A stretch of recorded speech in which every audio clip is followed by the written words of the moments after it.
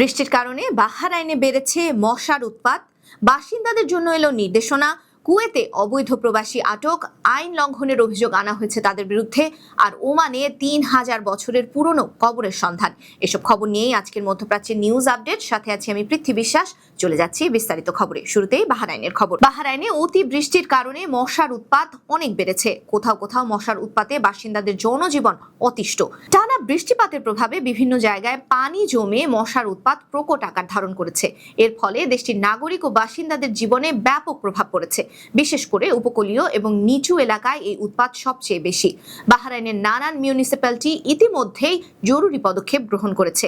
নাগরিক বাসিন্দাদের নির্দেশনা দেওয়া হয়েছে নিজের বাসাবাড়ি ও এলাকার আশেপাশের বদ্ধ পানি নিষ্কাশনের জন্য কর্তৃপক্ষকে প্রয়োজনীয় সহযোগিতা করার। এছাড়াও বৃহৎ পরিসরে স্প্রে করার পদক্ষেপ গ্রহণ করা হয়েছে। তাছাড়া সব জায়গা যথাসম্ভব শুকনো রাখা ও ড্রেনেজ সিস্টেমের উন্নয়নের উপরেও জোর দেওয়া হয়েছে।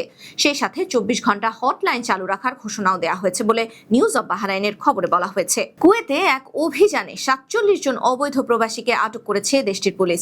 দেশটির কাবদ এলাকায় এক অভিযানে এসব প্রবাসীদের আটক করা হয়। কুয়েতের public authority for man power জানিয়েছে, স্বরাষ্ট্র মন্ত্রণালয়ের পাবলিক সিকিউরিটি সেক্টরের সহযোগিতায় পরিচালিত এই ফিল্ড ইন্সপেকশন ক্যাম্পেইনটি মূলত শ্রম আইন লঙ্ঘনকারী এবং অবৈধভাবে কাজ করা ব্যক্তিদের ধরতেই পরিচালিত হয়েছে। অভিযানে গ্রেফতার হওয়া অনেকের কাছে বৈধ কাগজপত্র ছিল না। তাদের বিরুদ্ধে শ্রম আইনের বিভিন্ন ধারা অনুযায়ী অভিযোগ আনা হয়েছে।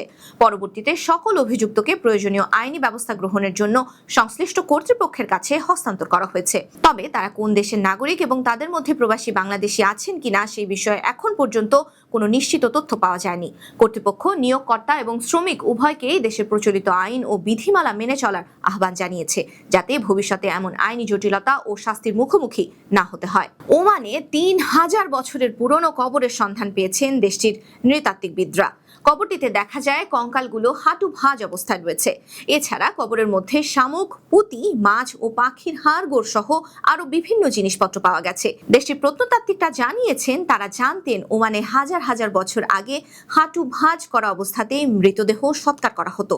নতুন এই কবরটি পুরনো আমলের সমাধি প্রথার ধরন ধারণ, আচার আনুষ্ঠানিকতা সম্পর্কেই ইঙ্গিত দেয়। ওমানের উপকূলীয় এলাকা ধরে প্রায় ১০ কিলোমিটার এলাকায় খনন কাজ চালিয়ে এমন ১০টি কবরের সন্ধান পাওয়া যায় বলে আঞ্চলিক গণমাধ্যমে খবর প্রকাশ পেয়েছে। এসব কবরগুলো খ্রিস্টপূর্ব ২য় সহস্রাব্দের শেষ ভাগ এবং প্রথম সহস্রাব্দের প্রথম ভাগের বলে ধারণা করা হচ্ছে।